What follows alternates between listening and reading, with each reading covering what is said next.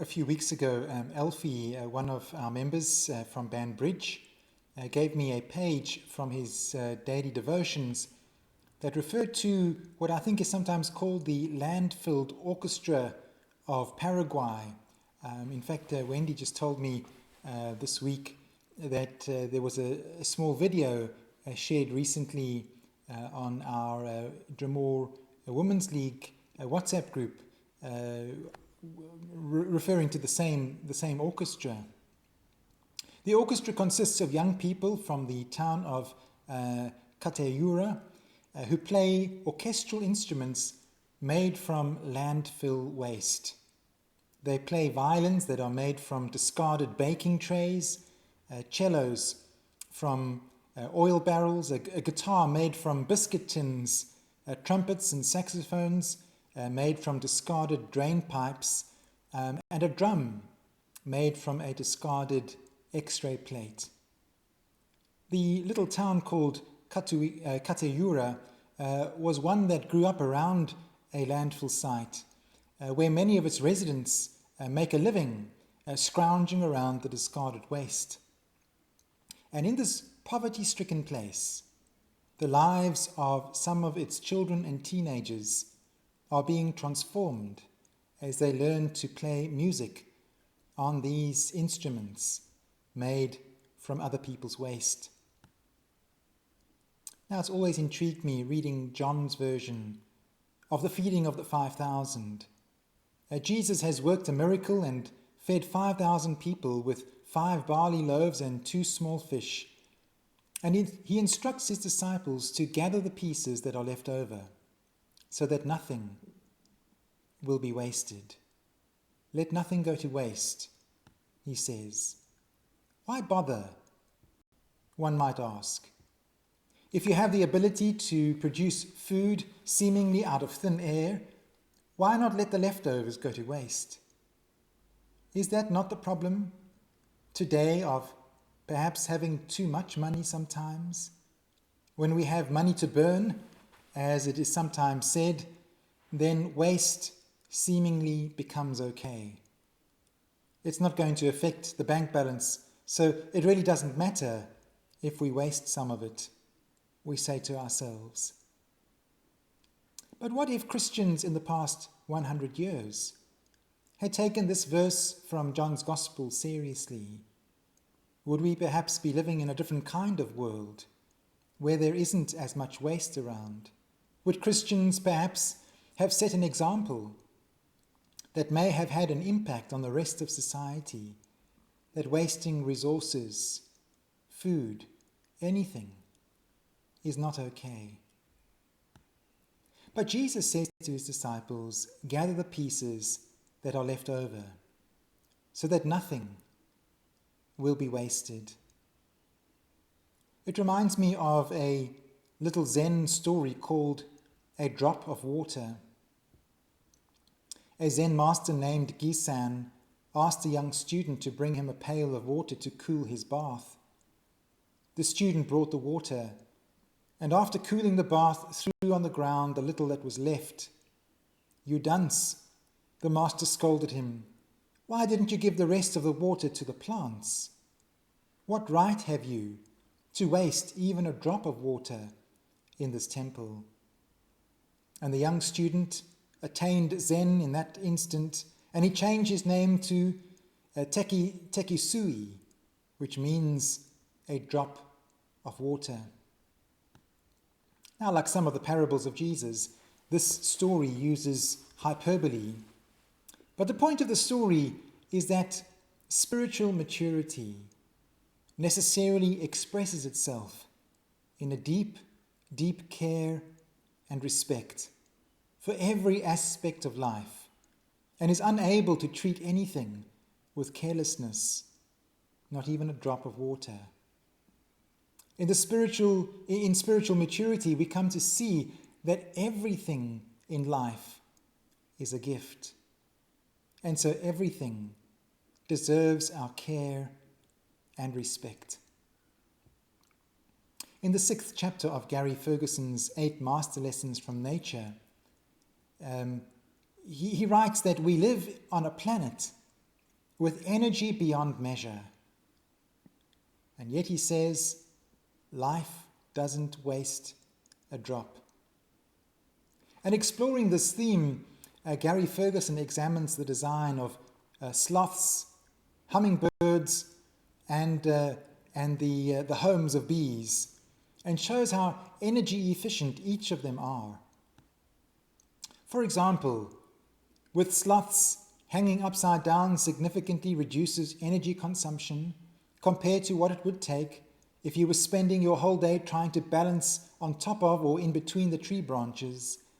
And the small shoulder blades and long arms of a sloth also allow hanging around in one place for extended periods while remaining within easy reach of food. In terms of hummingbirds, Ferguson writes that for one thing, they have shaved their weight down to the absolute minimum. To lighten the loads that they carry around from flower to flower, they have done away with the usual downy feathers that most birds have to keep them warm. And instead, at night, they are able to lower their body temperatures right down, dropping their heart rates from 500 beats a minute when flying, right down to 50. And at these times of rest, their breathing comes nearly to a standstill. Lastly, in terms of bees, Gary Ferguson writes that bees have mastered the most efficient storage scheme known to human beings, even better than IKEA. And this has been proved by mathematician Thomas Hales from the University of Michigan in a 250-page proof. He says that the hexagonal shape of a beehive uses the smallest amount of surface area for the maximum amount of storage. But even without these examples, even with a very basic knowledge of the cycles of nature, it is evident how nature wastes nothing. A leaf that falls from a tree gets completely recycled, becoming part of the soil, ready to nourish again the tree from which it has fallen.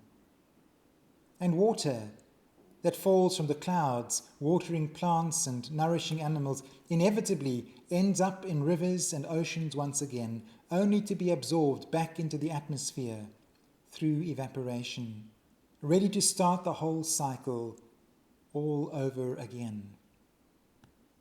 Nature not only has a superabundance of energy through sunlight and moving water, but it is also super efficient in how it uses that energy to sustain the working of the whole.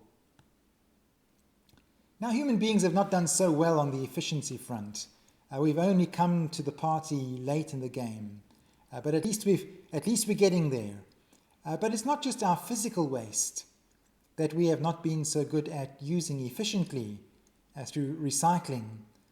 Gary Ferguson writes that emotionally too, we expend enormous amounts of energy on worry and anxiety. And I have to admit, this is true of me. He writes, over the course of a lifetime, often beginning early in childhood, we create anxieties that burn lots of energy without getting us any closer to what we are seeking. Too often we block ourselves from being able to rest in our deepest natures. We worry. Am I thin enough? Am I good looking enough? Do people think I'm successful? Will people approve of me? Will people approve of whom I love? Everybody feels such concerns in one way or another.